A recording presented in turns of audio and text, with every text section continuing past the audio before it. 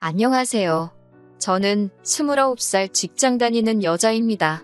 전 남자친구와는 연애를 대학교 다니던 시절부터 7년이라는 긴 시간 동안 연애를 했습니다.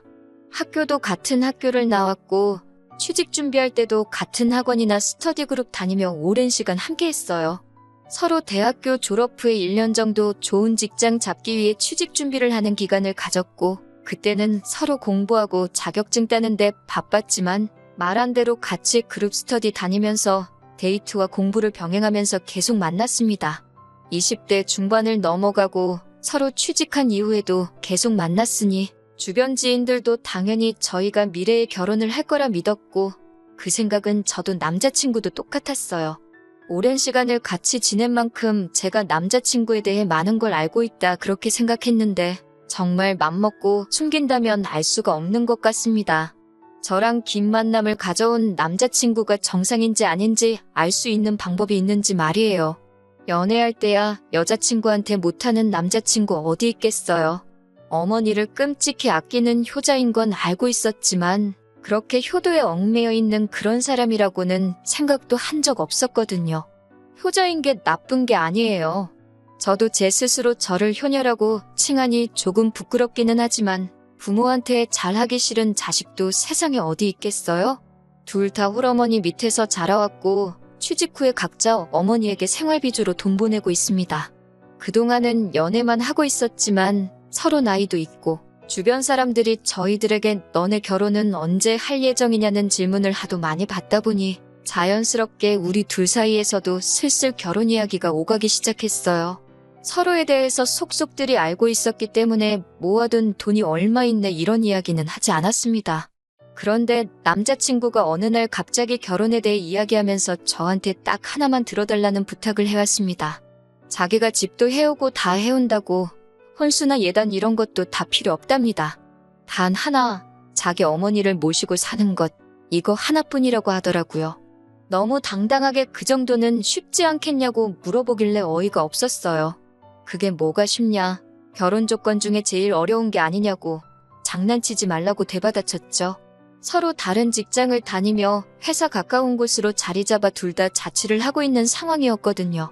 남자친구 어머님이 사는 곳이 두 사람 다니는 직장에서도 가까운 곳이 아닌데 그 집에 들어가서 살자는 겁니다. 가구나 가전제품 및 살림살이들은 서로가 쓰던 것들이 있으니 그걸 가져오면 되고 그 외에 필요한 것들은 자기가 다 해오겠다고요. 제가 부탁을 들어줘야 하는 상황이니까 맨몸으로 시집오라고 합니다. 쉽다고 말했으면서 자기가 엄청 어려운 부탁하는 건 알고 있기는 하더라고요. 둘 다 비슷한 회사 다니면서 월급도 비슷하게 받고 있는 상황이었기 때문에 저도 할 말은 해야겠다 싶더라고요. 엄마 집으로 들어가서 사는 거면 집은 나도 해올 수 있고 침대며 필요한 혼수들도 전부 제가 해올 능력 된다고요. 그래서 반대로 저도 남자친구한테 물어봤어요. 너가 해올 것들 내가 다 해올 수 있는데 그러면 반대로 우리 부모님 모시고 살 수 있냐고요. 침대 하나만 사오면 부모님 모시고 살 수 있는 거냐고 물어봤어요. 그랬더니 자기가 무슨 침대 하나만 들고 결혼하려고 했는 줄 아냐면서 저보고 비하기 심하다고 하네요. 애초에 신혼생활부터 우리 엄마가 됐든 너네 엄마가 됐든 학가에서 살 생각 전혀 없었다고. 혹시나 만약에 나중에 둘 중에 어느 한 분이라도 나이 드셔서 거동이 힘들거나 상황이 안 좋아지면 모를까? 아직 우리 엄마나 너네 엄마나 다 한참 되시고 일도 하고 계시는데 우리가 왜 신혼부터 모시고 살 생각을 하고 있어야 되냐고. 나는 그렇게 못하겠다. 솔직한 마음을 이야기했어요. 그랬더니 남자친구가 저한테 그래?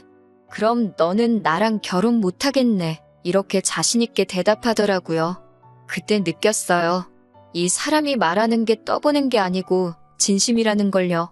무슨 면접 보는 것도 아니고 아무리 몇 년을 연애해왔지만 결혼의 자격을 자기 입으로 논하는 게 어이가 없었죠.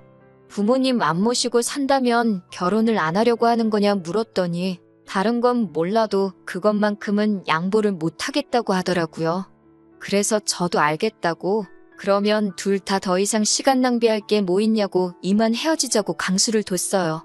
그러니까 정말 입가에 거품을 물면서 저한테 뭐라 하더라고요. 저보고 이상한 억지 부리지 말라면서 말입니다. 너네 집이 엄청난 부자라면 모를까. 일반적으로 보면 대한민국에서 처가살이하는 남자보단 남자 쪽 부모님 모시고 사는 비율이 더 높다고. 그만큼 부모에 대한 봉양 의무는 남자한테 있는 거나 마찬가지라고.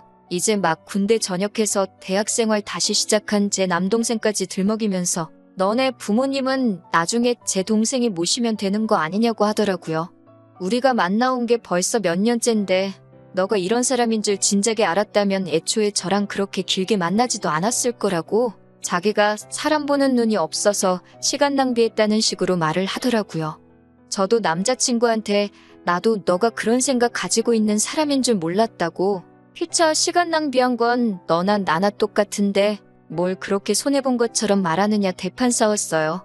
서로 의견이 좁혀지지 않고 언성만 높아지고 있으니 더 이상 말할 가치도 없다는 생각에 이제 그만 헤어지는 게 서로를 위해서 더 좋지 않겠냐는 식으로 대화를 해나갔습니다. 이런 일로 헤어지게 되는 건 안타깝지만 그래도 여태 만나온 시간이 있는데 마지막 모습 이렇게 싸우고 끝내지 말자고요. 결국 7년 연애의 종지부를 찍게 되었네요. 앞서 말씀드렸다시피 같은 대학교 나오면서 취직 준비도 같이 했기 때문에 주변 인맥도 비슷해요.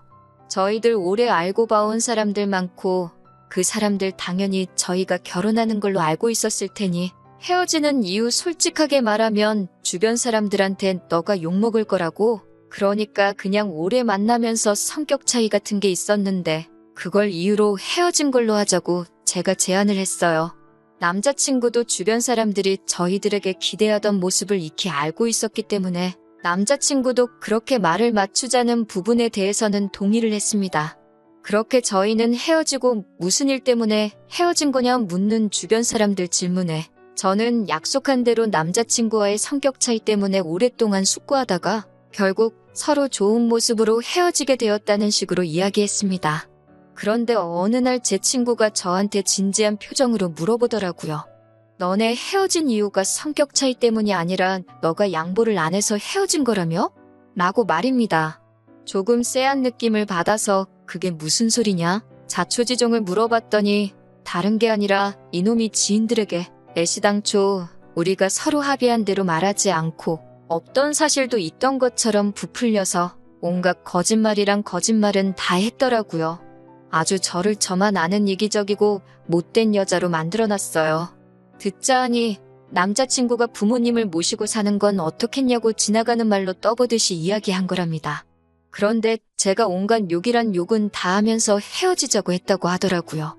제가 시집갈 때 모아놓은 돈은 다 우리 엄마 드리고 저는 몸만 올 거라고 했다고까지 하네요. 그래서 자기가 집도 다 해오고 혼수까지 다 해오기로 했는데 혼자서 그걸 다 하려면 조금 모자라서 자기 엄마 집을 팔아 자금을 만들어서 학가를 하는 방법이 생각나 그건 어떨까 하는 생각에 지나가는 말로 떠보듯이 물어본 건데 제가 양보는 하나도 안 해주고 시엄마를 어떻게 모시고 사냐 하면서 그건 죽어도 하기 싫다고 했다고. 그래서 저를 다시 보게 되었고 결혼 상대로 삼을 사람은 못 되는 것 같다며 그래서 자기가 먼저 저한테 헤어지자고 했다네요. 심지어 저는 여태 모은 돈을 결혼하면 엄마에게 준다고 했다더군요. 그러고 나서 얼마 뒤에는 또 제가 혼수 정도는 해올 테니 다시 만나달라고까지 남자친구한테 매달렸답니다. 그런데도 혼수해오는 조건으로 시어머니 모시고 살지 않는 걸 조건으로 걸었다고 하네요. 저를 7년이나 사귀었지만 그런 사람인 줄 몰랐다고. 그래서 고민도 하지 않고 저를 차버렸다고요. 그 뒤로도 자기는 마음이 안 좋아서 맨날 술로 하루하루 보내고 하는데 저는 벌써부터 다른 남자 만나러 다니고 잘 지내는 것 같다고. 그게 자기는 너무 힘들다면서 지인들한테 술 한잔 사달라고 돌아가면서 불러놓고 똑같은 이야기를 했다네요. 그 중에서도 저를 떠본 거였다는 말이 제일 어이가 없어서 그게 날 떠보려고 스쳐가는 말로 한 거였다고 물어보니 그 친구가 제게 하는 말이 제가 남자친구에게 집이며 혼수까지 자기 혼자 부담시켜 놓길래 혹시나 싶은 마음에 제가 결혼을 해도 될 만한 여자인지 아닌지 테스트를 해보려고 학가 이야기를 꺼내 저를 떠본 거라고 했다고 말을 했다고 합니다. 그러니 사람들은 제가 남자친구랑 7년 연애하면서 남자친구가 모아놓은 돈 노리고 제 돈 한 푼도 안 쓰고 결혼까지 하려고 하는 날강도에다가 혼자 계신 시어머니 모시고 살 거면 결혼 안 한다고 땡깡 부리는 그런 생각 없는 나쁜 여자로 만들어 놓은 거죠. 주변 지인들에게 제 평판이 떨어질 대로 떨어진 상황에 제가 이걸 그냥 넘어갈 수는 없었습니다. 이 사람들이 제 인생에 얼마나 큰 부분인지는 모르겠지만 저만 천하의 나쁜 사람이 돼버릴 수는 없었어요. 그래서 참고 또 참다가 얼마 전에 나를 잡아서 남자친구한테 전화를 걸었습니다. 전화를 받자마자 너 사람들한테 왜 거짓말을 하고 다니냐고, 부모 모시고 살지 않으면 나랑 결혼은 못하겠네? 이딴 식으로 먼저 말한 건 너였고, 그래서 내가 헤어지자고 한 거고, 성격 차이로 헤어졌다 말하기로 해놓고 어떻게 주변 사람들한테 그렇게 말을 전하고 다닐 수가 있냐고 따졌습니다. 남자친구는 너가 양보 못한다고 한 거는 맞지 않냐고 적반하장으로 나오더라고요. 하도 남들에게 거짓말을 하고 다녀서 그걸 진짜라고 혼자 믿고 있는 거 아니냐고, 그리고 내가 언제 맨몸으로 시집 간다고 했냐고, 그것도 너가 너네 엄마 모시고 사는 조건이랍시고 먼저 말 꺼낸 거 아니냐고 따졌죠. 서로 시간 낭비하지 말자고 좋게 헤어지자고 해서 서로 동의해놓고 뒤로는 어떻게 내 호박씨를 까고 다닐 수 있느냐고 했죠. 그러니까 전화기 너머로 소리를 고래고래 지르면서 그게 어딜 봐서 좋게 헤어진 거냐 따지더군요. 너가 효심이라고는 눈꼽만치도 없는 사람이었다는 것만 해도 자기한테는 충격적이었다고, 만약에 진짜 우리가 결혼을 했어도 자기 엄마한테 엄청 못했을 거라며 땡깡을 부리더군요. 웃기는 소리 좀 하지 말라고, 그리고 그렇게 엄마 걱정하는 효자면 지금은 왜 따로 나와서 자취를 하고 있는 거냐고, 진작부터 엄마 집에서 살면서 효도하고 살았으면 모를까? 왜 꼭 결혼을 하고 나서야 엄마랑 같이 살려고 하는 거냐고 따졌습니다. 왜 꼭 효도를 결혼하고 나서부터 하려고 하는 거냐고, 진작부터 어머니 봉양하면서 살고 있었으면 모시고 살겠다고 말했을 때 너가 엄마를 끔찍하게 생각하는 걸 알고 생각이라도 해봤겠는데, 여태까지 대학생 시절부터 자취하면서 따로 살았으면서 왜 이제 와서 효자인 척 하느냐고 한마디 했죠. 그리고 합가 또한 사전에 저한테 비슷한 말 한 번 한 적이 없고, 결혼할 때 다 돼서 깜빡이도 안 켜고 일방적으로 그렇게 해야 한다 통보한 거는 너 아니냐고 계속 쏘아붙이니 자기가 주변 사람들한테 해놓은 거짓말이 앞뒤가 안 맞는다는 걸 느꼈는지 아무 말도 못하고 있더군요.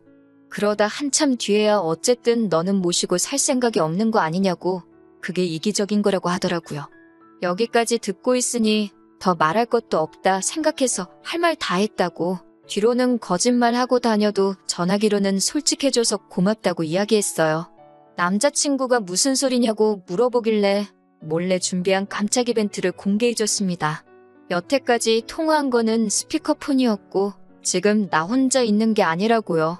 내 옆에 지금 너가 나에 대해 거짓말하고 다닌 사람들 전부 한자리에 모아놓고 다들 들을 수 있게 스피커폰으로 전화한 거였다고, 뒤로는 나 몰래 모두에게 거짓말하고 다녔지만 이렇게 스스로 오해 풀어줘서 고맙다고 했습니다. 지인들을 공유하다 보니 남 일에 관심 많고 여기저기 떠벌리기 좋아하는 지인들도 많았어요. 최대한 우리 공통된 지인들에게 이 모든 진실을 속속들이 알려줄 만한 사람들로 엄선해서 자리를 만들었습니다.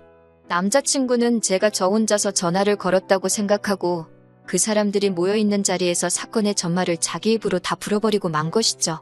마지막 인사로 여태 뒤에서 나 씹어대느라 술값이며 돈 좀 썼을 텐데 이렇게 스스로 오해를 다 풀어줘서 고맙다고 했어요. 그리고 앞으로 다른 사람 한 방 먹이려거든 좀 더 조심 좀 하고 머리도 좀 쓰라고 전해줬습니다. 전화기 너머로 부들대고 있는 게 다 느껴지더라고요. 다행스럽게도 전 남자친구 덕분에 땅에 떨어진 제 평판은 얼마 뒤에 다시 돌아왔어요. 뒤에서 저를 씹고 수군거리던 사람들도 제가 그럴 사람이 아니란 거 알고 있었다고 저에게 다가와 맘고생 많았다고 다독여주더라고요. 무엇보다 놀랐던 건 남자친구가 이렇게 많은 사람들에게 제 뒷담화를 하고 다녔나 싶을 정도로 열 손가락으로 헤아릴 수도 없을 정도로 수많은 사람들이 이제야 오해를 풀었다며 저에게 연락을 해왔다는 거예요. 같이 취업 준비하면서 오랫동안 쌓아온 인맥이기 때문에 모임도 그만큼 잦았는데 남자친구는 그렇게 만천하에 자기의 본색을 들켜버린 이후로는 지인들 모임에도 코빼기도 비추지 않게 되었습니다.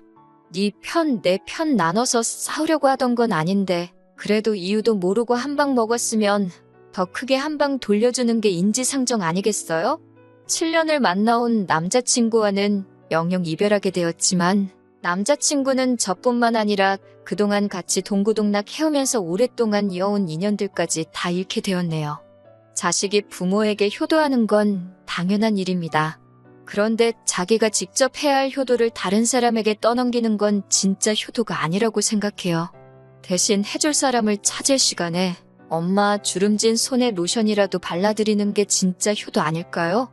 저도 이번 일을 계기로 다음에 만날 사람은 꼭 서로의 의견에 귀 기울여주고 대리효도 강요하지 않는 사람을 만나야겠다는 생각이 드네요.